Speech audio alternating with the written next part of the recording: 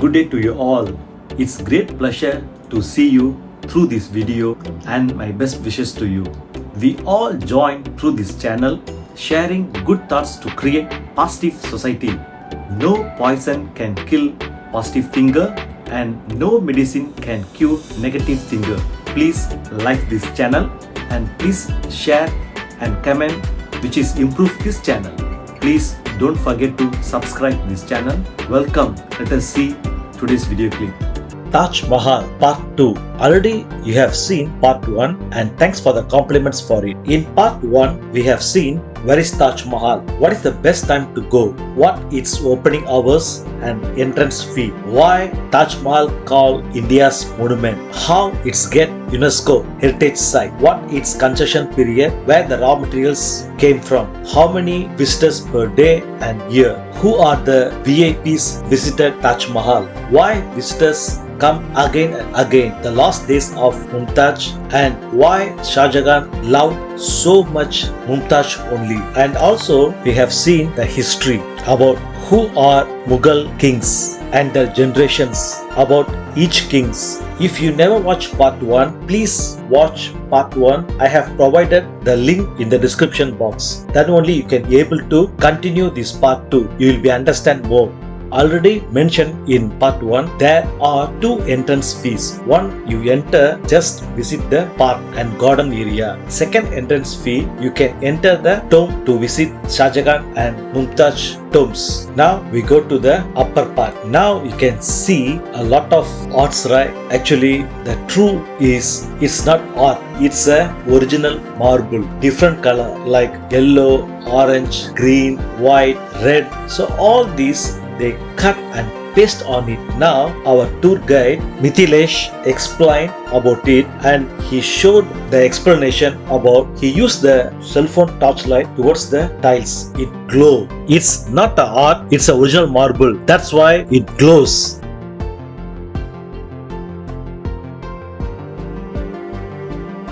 Now you have seen the big block. It's a single stone. They cut the entire stone and make the scriptures and different arts on the stone. You just imagine on the big stone they impose flowers, a lot of various designs and various marbles, different colors. They used to make it like art. Now you can see it's a Urdu font is about Quran verse. On top is a smaller but comes down the fonts are bigger. All these never made it recently, These are made 400 years ago. During those days they didn't have modern technology, but yet how they created. You can see behind there is a small door. You need to enter to see the mausoleum. You cannot take photo or video over there.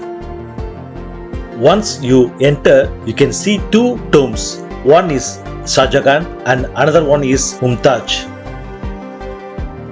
The real mausoleum is under the ground level. They protect fence around that.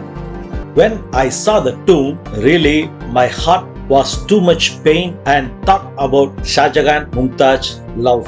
After we saw the tomb, they let us go out from the rear door. Now the time sunset is a nice moment. You can watch the sunset from Taj Mahal and a lot of people sat over there to discuss about Taj Mahal and the wonders. You can see the floor is original marble so that the stone feel very cool. We never feel the hot. That's why people like to sit on the marble floor. After walk to the counter, you can see a river. It's called Yamuna, a long river. After the river, you can see two things. Number one, you can see straight black foundation. Then if you see the left hand side, you can see the Agra Fort.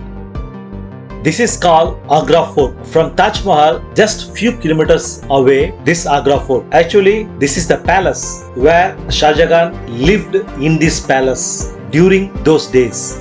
Shah Jahan built the Taj Mahal for his loving wife Mumtaz. But still Shah Jahan sorrowed and thought about her all the times. During that time, Aurangzeb killed his own three brothers. Then he took the kingdom and put his father Shah Jahan Agra Fort under house arrest. This is Shah Jahan's personal room. He stayed inside this room for 7 years. You can see the roof and the both side walls, everything decorated by gold. But after the Mughals, British took over India, they removed all the gold and took it back to UK. One more information, Shah Jahan was worried all the time about Mumtaz. So he couldn't eat properly. He was so weak. His eyesight was very dull. So the world very famous expensive diamond called Kohinoor was inside his room. Through the diamond power, Shah Jahan can able to see very clearly. But British took this Kohinoor diamond, brought to UK and put the Queen Elizabeth crown. Actually, you can see this marble stone was brought from Taj Mahal because the raw materials,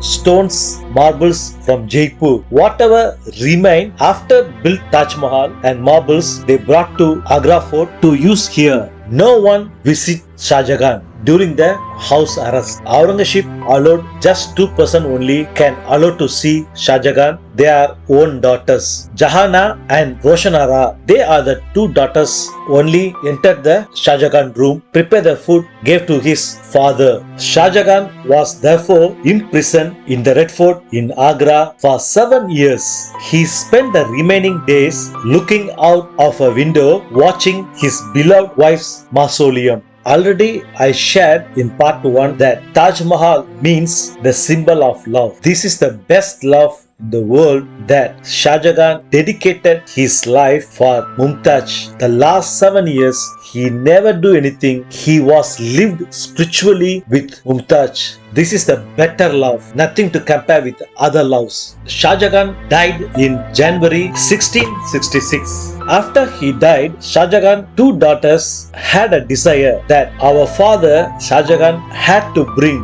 his body through entire city to let public respect, then brought to Taj Mahal to bury next to Mumtaz. But Aurangzeb didn't approve this plan. He brought Shah Jahan very silently to bury beside Mumtaz. Shah Jahan had a desire that after his death, he wants to build exactly the same Taj Mahal in black color. So the Yamuna river, both sides have Taj Mahal. One is white Taj Mahal, which was inside Mumtaz. The opposite, exactly the same design of Taj Mahal, but in Black Taj Mahal, which is going to bury Shah Jahan. But Aurangzeb never approved on this. So only started the foundation and stopped. If Aurangzeb built the Black Taj Mahal and bury his father Shah Jahan, really it become a double wonderful image for this monument. But Shah Jahan, this desire was become only a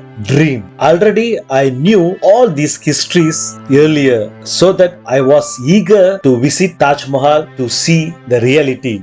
But today I was so happy to see all these places. My desire was fulfilled. Now the time 6 p.m. so crowded, moved to entrance to go out. In part 1 I forgot to share one information. Now you can see the cement chair benches. It's called Princess Diana chair because when Diana came to Taj Mahal in 1992, she sat on the bench, took photographs. These photographs were very popular. So on the day onwards, this chair become very famous and people like to sit the same place to take photos. One more information to share with you. Whoever capture India, they want to destroy this Taj Mahal and want to took all the luxurious stones, golds from Taj Mahal. So it was very difficult to preserve the Taj Mahal. During World War I and II, this entire Taj Mahal tomb was closed by black paint because to prevent the enemies to put the bombs to attack the Taj Mahal. More than 400 years, still Taj Mahal preserved so good. Already I share with you in part 1, Taj Mahal total area is 17 hectares. So you want to go out also, minimum 20 minutes to walk to the main entrance. Once you came out from the main entrance, you can see a lot of shops where they sell souvenirs about Taj Mahal. We took the mini bus from there to go to the car park, which was 2-3 kilometers away. Always history is very important. Can you spend few minutes to explore the history, which is very useful for you? In part 1, we have seen who are the Mughals when they came to India, and we have seen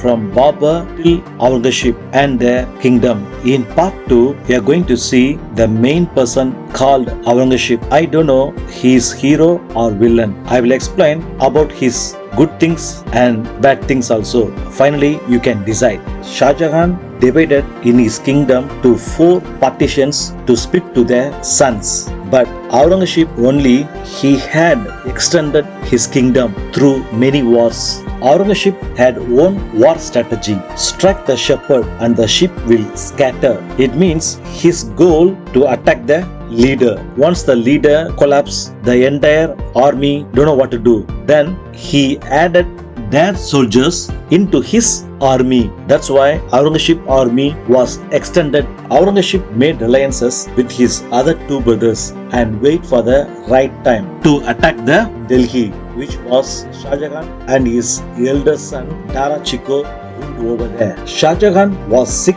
in 1657 and even he don't come out from his palace for 1 week. All this information got it by Aurangzeb. During this situation, Aurangzeb planned to battle with his elder brother Dara Chico in May 1658 together with 2 brothers' alliances. Dara Chico was defeated by Aurangzeb during this war. Once Aurangzeb captured New Delhi, Red Fort and Agra Fort, he announced himself that he become king and put his father Shah Jahan under the house arrest. Not only that, Aurangzeb had a bad incident. That's Aurangzeb let Dara Chico and his son wear the Becker dress and brought them on elephant city ride to show all the people, to let him shame. Not only that, he killed Dara Chico's son and Dara Chico also cut his head, put in the silver plate and sent to his father because Shah Jahan